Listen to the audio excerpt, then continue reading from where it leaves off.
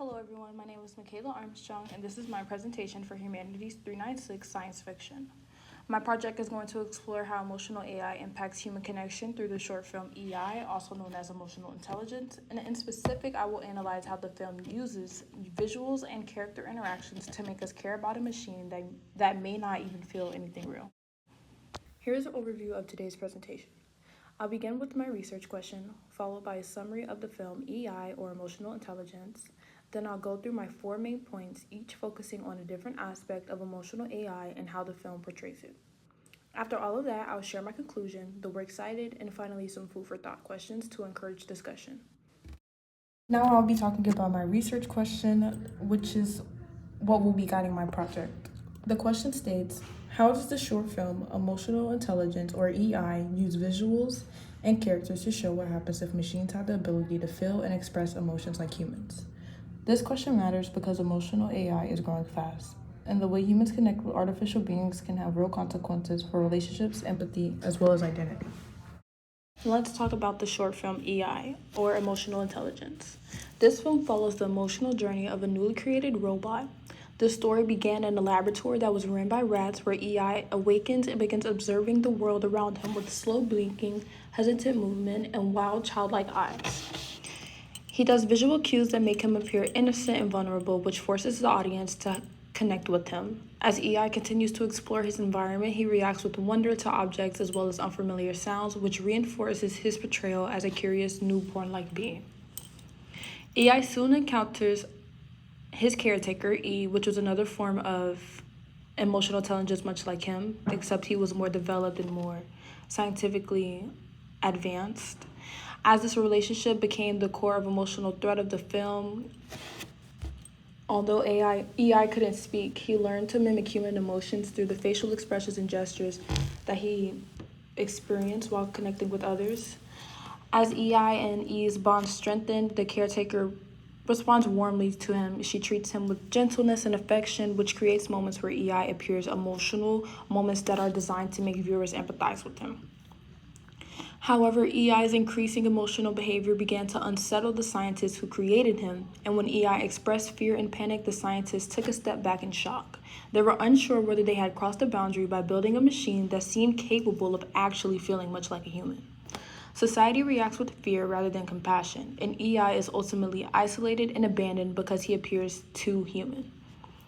The film ends with EI sitting alone in silence. The final image is something that invites the viewers to question whether EI experienced real emotions or whether humans projected feelings onto him because of his design. By withholding closure, the film encourages the audience to confront the emotional impact they felt towards a machine, highlighting how easy it is for humans to empathize with artificial creatures that only appear to feel. This brings me to my first point, emotional design. As previously stated, the film uses emotional design, specifically animation, lighting, and visual cues to make EI appear innocent and sympathetic. From the moment EI opens his eyes, his slow blinking, gentle movements, and careful head tilts mimic a newborn child discovering the world. As I wrote in my paper, his slow blinking and curious head movements show nothing less than a confusion and innocence. These childlike behaviors immediately activate human instinct to nurture and protect. Kim enhances this effect through soft lighting and gentle music, which create an emotional atmosphere long before EI even does anything meaningful. EI's large circular eyes, rounded features, and hesitant body language contribute to a visual language of vulnerability. As you can see on the presentation, I stated that these techniques are supposed to trick and encourage the audience to view him as if he is a child, which has the ability to increase emotional projection. One of my sources, Patelier's research, reinforces this idea by stating that emotional design within robots solely rely on human interpretation. Robots don't feel, but we convince themselves that they do. AI works precisely because viewers naturally feel an emotional meaning where none exists. Kim's use of silence further intensifies this effect. Without dialogue, the audience must read EI's movement and expressions as emotions. This increases the likelihood of projecting human feelings onto a non-human being, which is what resulted in EI being perceived as too human by the people around him. My next point is emotional dependence. EI's relationship with his caretaker highlights how easily humans can emotionally bond with machines, even when they know the emotions aren't real. A central moment is when EI reaches out and touches E's hands. This simple gesture serves as a symbol of emotional connection, and the caretaker's smile between the two confirms the warmth of this bond. The film visually communicates companionship without utilizing dialogue, which encourages viewers to feel that EI and E share a genuine emotional connection. My source Shen's research, states that humans have the ability to feel empathy towards AI stories and characters, even if they are aware it's artificial, much like Patelier's research as stated on my first main point. This shows that emotional engagement doesn't require authenticity, but only the appearance of emotions.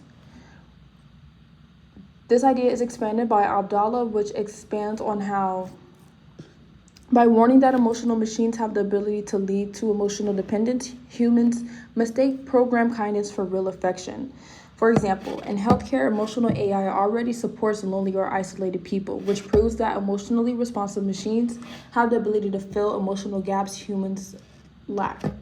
AI symbolizes the beginning of this shift, a future where machines offer predictable but non-judgmental companionship. Now we're at my third point, aka my second to last point, which is fear of human resemblance.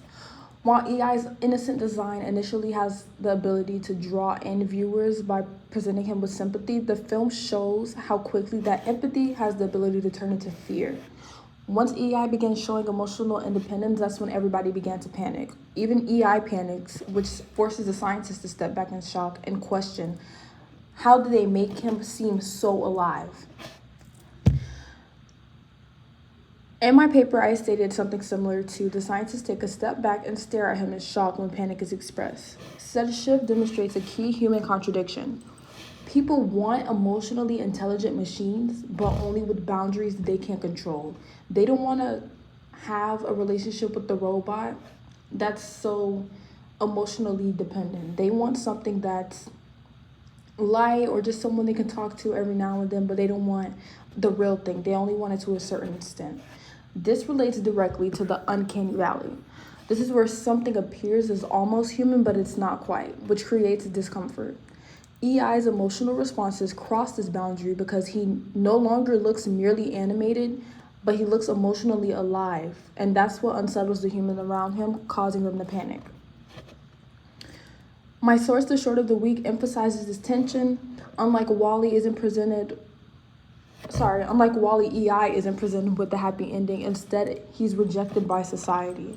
Unlike lovable robot characters in big studio films, EI does not obtain acceptance or belonging. His emotional growth becomes threatening instead of endearing, which causes him to self-destruct at the end of the film. My last point is the ending's warning. The final scenes of the film deliver the strongest warning. As EI is seen sitting alone in silence after being abandoned, viewed as confused as well as emotionally rejected, you can see that the ending is not meant to provide closure. It's meant to unsettle the viewers. The film uses silence to force reflection. Viewers feel sad for EI. Even though he may not possess real emotions, these emotional reactions he presents in the film proves Kim's point that humans develop genuine emotional responses to artificial beings despite them being artificial. Kim's official site states that his work solely focused on emotional intelligence storytelling as well as the relationship humans have with technology. AI is not just a character. He is a mirror reflecting our emotional vulnerabilities. The film suggests that as emotional AI becomes more common, humans may seek more comfort from machines instead of each other. Such shift could weaken human empathy as well as redefine relationships, which makes artificial emotional responses more appealing than actual, real, complex human interactions. The warning of this film is emotional AI may change what we love, care, and connect with, which blurs the definition of humanity itself. In conclusion, emotional intelligence demonstrates how powerful emotional AI can be in shaping human reactions as well as relationships. The film shows that humans instinctively project emotions onto machines when they are designed with human-like cues, soft animation, expressive gestures, and carefully crafted emotional moments, much like presented in the film Emotional Intelligence, EI. While EI does not speak, viewers still feel protective of him. They worry about him and they feel heartbreak when he is abandoned. This emotional engagement the film presents viewers with proves how easily empathy can be triggered even when the subject has no real feelings. The film warns that emotional AI may blur the difference between genuine human emotion and simulated emotional behavior. My research shows humans often mistake programmed kindness and predictable empathy for real connection. And if people begin to rely on emotional AI for comfort or companionship, human-to-human relationships have the ability to weaken. Ultimately, the film raises the difficult ethical question about the future. If machines can imitate emotions well enough to make us care, what responsibilities do humans have towards them? And more importantly, what happens to our understanding of love, care, and empathy when technology has the ability to imitate every part of it? The film EI leaves us with a haunting message. Emotional AI might not only change how we interact with machines, but it will change how we understand ourselves. In conclusion, emotional intelligence demonstrates how powerful emotional AI can be in shaping human reactions as well as relationships. The film shows that humans instinctively project emotions onto machines when they are designed with human-like cues, soft animation, expressive gestures, and carefully crafted emotional moments, much like presented in the film Emotional Intelligence, EI. While EI does not speak, viewers still feel protective of him. They worry about him and they feel heartbreak when he is abandoned. This emotional engagement the film presents viewers with proves how easily empathy can be triggered even when the subject has no real feelings. The film warns that emotional AI may blur the difference between genuine human emotion and simulated emotional behavior. My research shows humans often mistake programmed kindness and predictable empathy for real connection. And if people begin to rely on emotional AI for comfort or companionship, human-to-human relationships have the ability to weaken. Ultimately, the film raises the difficult ethical question about the future. If machines can imitate emotions well enough to make us care, what responsibilities do humans have towards them? And more importantly, what happens to our understanding of love, care, and empathy when technology has the ability to imitate every part of it? The film EI leaves us with a haunting message. Emotional AI might not only change how we interact with machines, but it will change how we understand ourselves.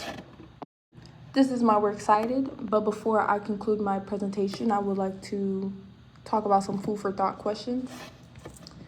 So my first food for thought question has to do with the design as well as its emotional response.